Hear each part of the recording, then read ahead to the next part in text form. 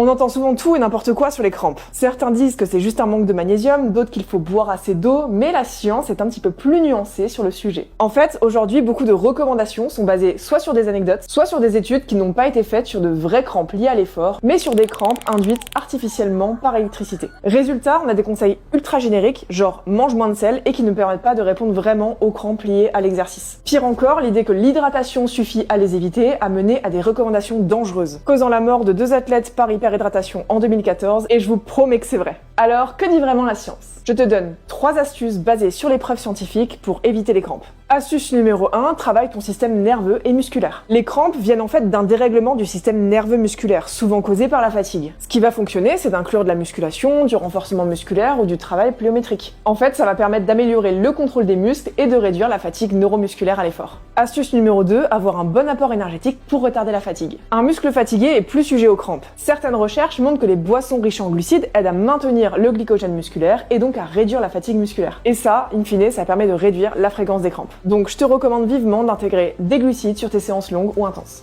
Et astuce numéro 3, ne néglige pas la récupération et l'adaptation. Les crampes arrivent souvent dans des conditions extrêmes, genre chaleur, intensité inhabituelle ou fatigue accumulée. Donc entraîne-toi déjà, et si on devait donner qu'un seul conseil, ce serait sûrement celui-là, afin de faire en sorte que l'effort te soit moins inhabituel et moins intense. Et aussi, veille à t'entraîner dans les conditions proches de celles de la compétition. Chaleur, altitude, intensité similaire, etc. Et puis essaye aussi d'avoir une bonne récupération pour éviter la surcharge de travail. En résumé, entraîne-toi bien et récupère bien, fais du renfo, soigne ta nutrition à l'effort et sois progressif. Ah, et il y a un facteur génétique aussi. Malgré tout ça, c'est possible que tu sois plus prédisposé et donc que tu crampes plus que ton pote qui lui se pointe à l'arrache sur sa compétition.